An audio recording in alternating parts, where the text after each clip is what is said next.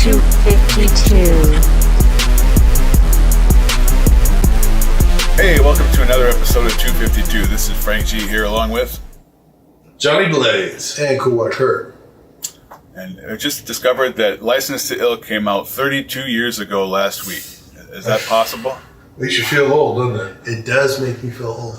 Now, this week we're going to be talking about, of course, the group, the Beastie Boys.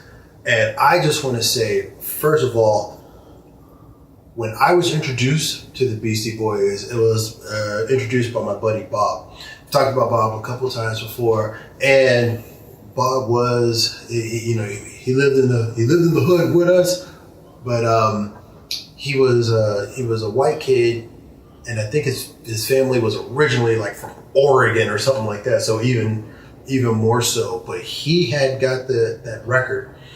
And he was playing it, and when he came over, when I came over to his house, he had put it on for me, and I was listening to it, and like when they first started going, I was like, "What is this?"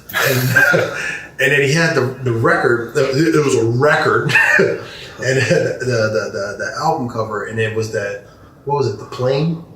Yeah, jet or something. I remember that plane that crashed at the end. Yeah. Right, but when it was like, and he was like, man, he said, I've been playing this record and I've been listening to this for days, just over and over. Because at this time, Bob had he used to live in our neighborhood, but I think by the time this was out, he had moved to Vacaville, and so I would only see him every now and again because we were little, so it was kind of hard to get that ride over there, but sometimes I'd get a ride over, or they would come pick me up and bring him over to his house. And I just remember sitting there listening to, because I wasn't a big guy into music, I didn't start getting into music until later on in life, but I remember that was one of those first albums that I listened to, cover to cover. Honestly, when they came out with License to Ill, I thought they were okay. Wasn't real jazz bound. I like Brass Monkey. I thought that was a decent song, but it wasn't until their later albums, when they left Def Jam, that I really thought they were good. I thought their videos were just on another level. The songs were good, and that's really where I really started liking the Beastie Boys. But strangely enough, their most popular period, I didn't dislike them. It's just not something I would listen to. I'm actually shocked that you're saying this. Yeah. And I'm being facetious when I say that. But I'm the hater. I know. So the most popular time, you're like, I'm not messing with them.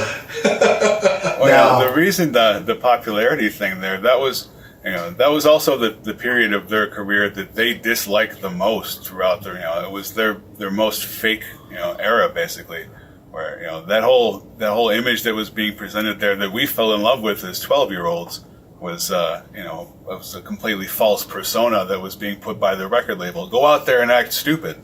Which is why later after they left, you see them becoming more socially conscious and talking, about entirely different things beyond fight for your right to party and do drugs. Right, and it seemed like such a 180 especially as a casual fan of the Beasties, when they really was getting all like earth conscious and everything, and they were like, defending like women's rights and stuff like that. And I was like, hey, wait a minute. I remember those old videos. You guys are supposed to be counterculture. Yeah. Didn't you have them over your shoulder throwing beer on them? Wasn't there women in cages on your tour? What's going on? Yeah. But that's what was required to sell that record. You know what I mean? Yeah. I mean, they were also selling on the fact that they were, 3 white kids doing rap. Yeah. And they were, for a long time, they were the only white rappers around. Or at least that was the perception of it, because I know there were other groups out there. They were the only ones on top who were. Yeah. The closest else we had, I mean, the next nearest thing would have probably been Prince Marky D, who was kind of off-white. But otherwise, it takes a while for some more come along. Yeah, I would say arguably probably Vanilla Third Base. Ice, man. Third Base. Third Base was before. Early 90s. Late 80s before more came around. Third Base started like 89, so yeah. Yeah.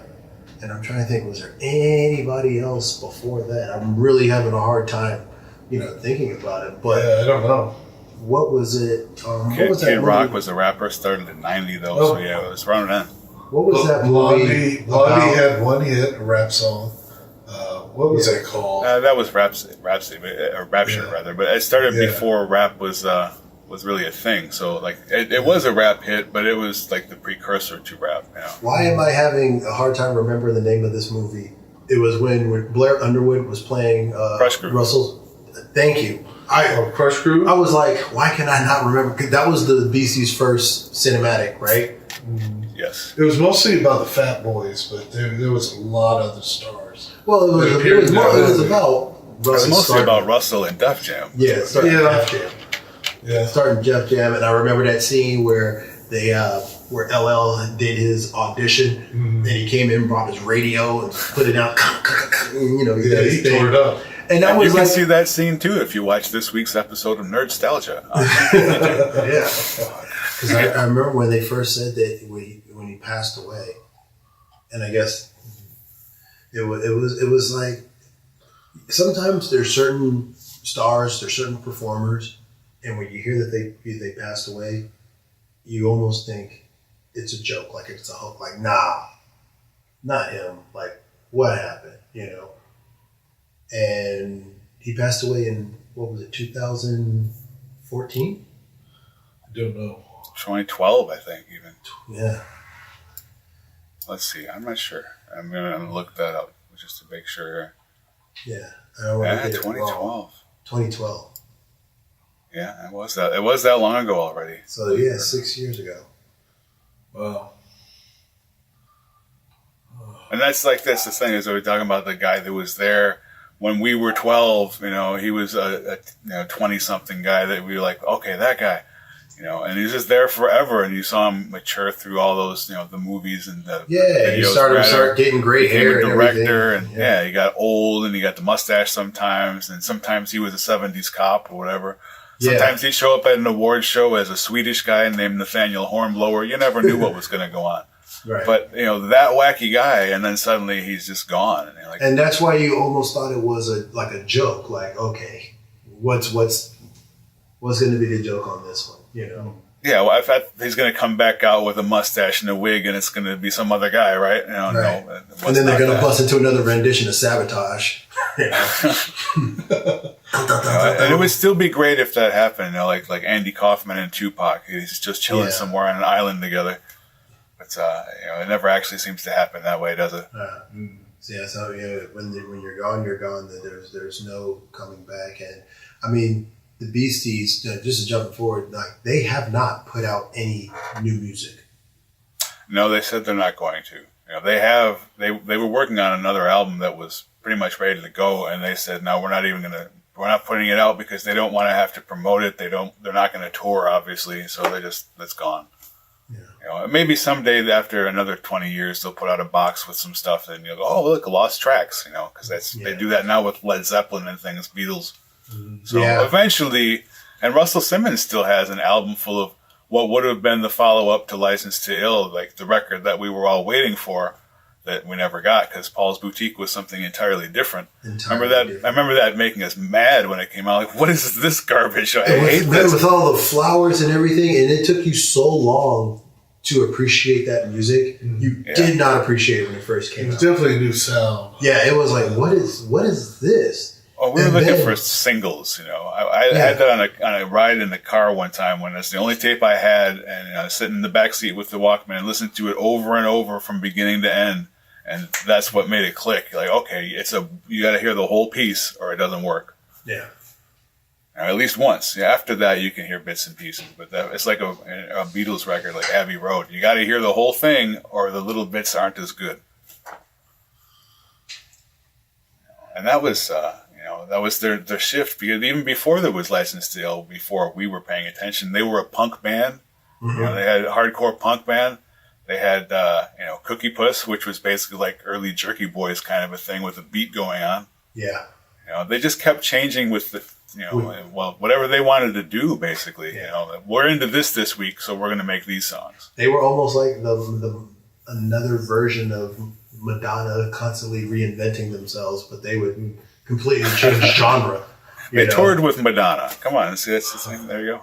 I want to go on some of the tropes. Not tropes, but some of the misconceptions of the Beastie Boys. First one. Is Mike D the older brother of Dustin Diamond, a.k.a. Screech, from Saved by the Bell? This was something that I was told, like, when Saved by the Bell, like, first came out, like, they were like, hey, that Dustin Diamond kid, is that really his brother? And the fact is that there's just the last name Diamond. There is no... But he does kind of look like him, though. When you look at him, he kind of looks like him a little bit. He looks like Screech a little bit. That's like Haywood Nelson from What's Happening. Kind of looks like Prince in the 70s when he had the afro and stuff. And Prince's last name is Nelson. Like, was Haywood Nelson related to Prince Nelson? Like, no, they just had the same afro because it was 1977, dude. Yeah. Something I didn't know before we did a show was does Beastie stand for something? And according to Mike Diamond, it's boys entering anarchistic states towards internal excellence. Yes. That is true. I knew that back in the day, actually. I did At not. some point they had changed it. They changed it to beings entering anarchistic states because they had Kate Schellenbach in the group, so they weren't all boys. So, and plus it was redundant to have boys in the thing and then have boys after it. So, Yes. but in the book they just put out, he does in fact have it reverted back to boys. So that is now our official, Beastie Boy canon. I just thought that Beastie. I had no idea that Beastie meant something. Neither did I. I just thought that was just the name of the Yes, a cool name. Who are we? We're the Beastie Boys. Why? As we are. We're a beast. I mean, never Actually, even thought about speaking of that book, I definitely recommend that to. We don't have a Ralphie D recommends today, or maybe we do. It's the book itself, was great. It's the whole 500 pages of stuff. It tells the entire story from listening to the audio version, and they were talking about snowboarding out of the top of a helicopter, and just. Just hoping there's not a cliff ahead. Yeah. Well, yeah, MCA was known to take life by the balls, basically. So you're talking about that. He had nothing to do that day. Somebody said there's a mountain, and they decided to jump out of a plane and snowboard down it with no regard for if it was safe or reasonable. Just or the fact whatever. that he was even a snowboarder at the time.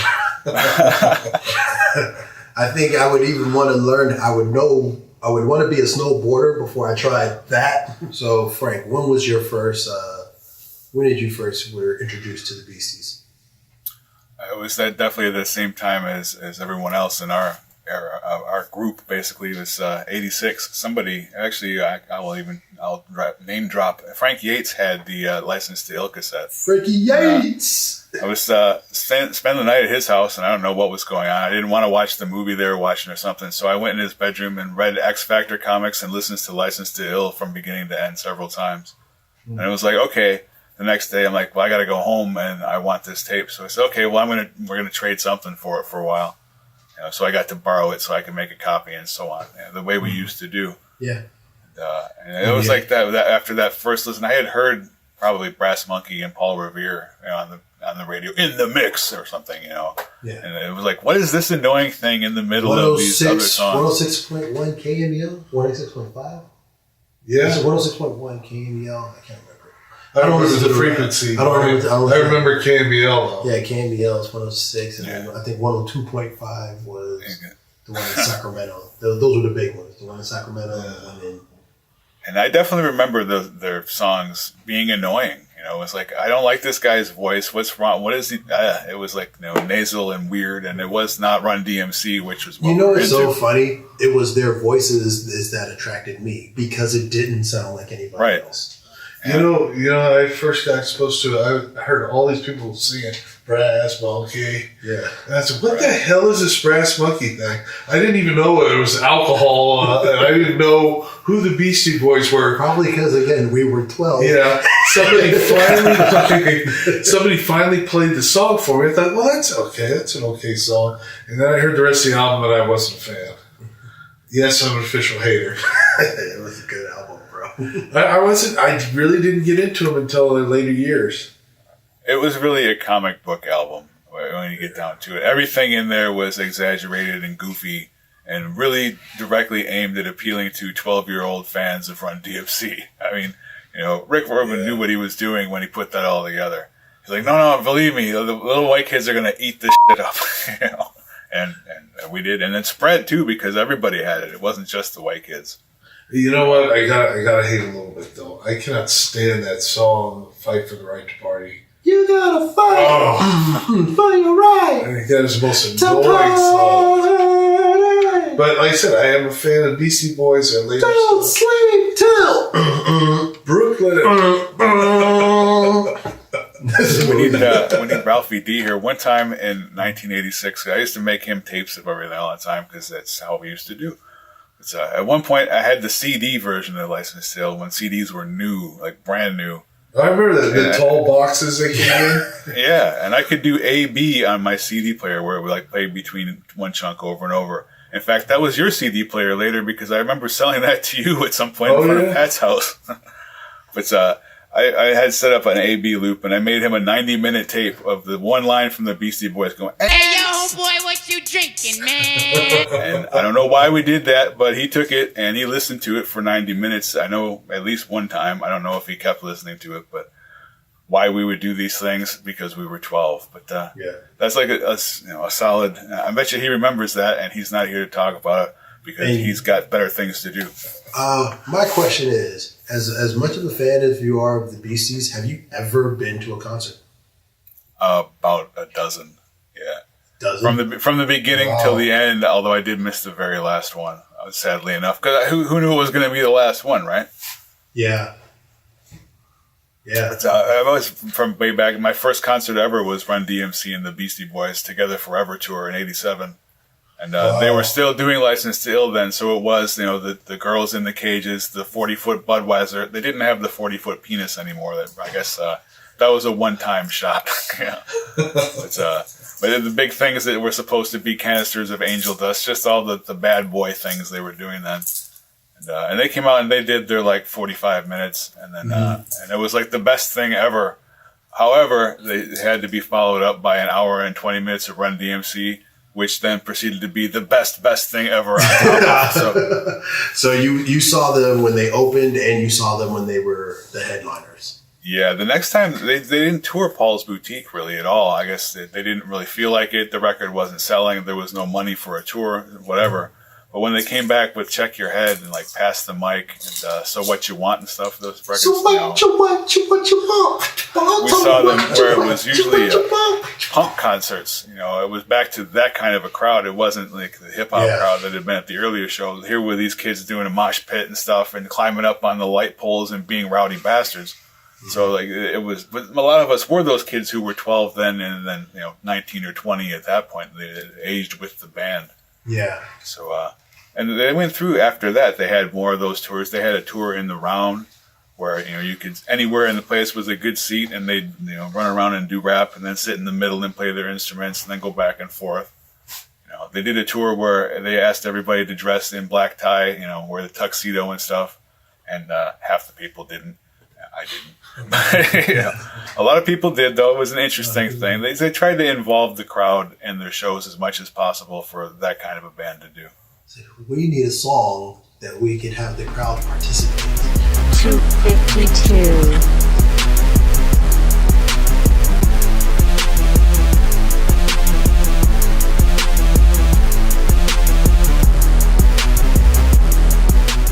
Adonis, pull yourself together.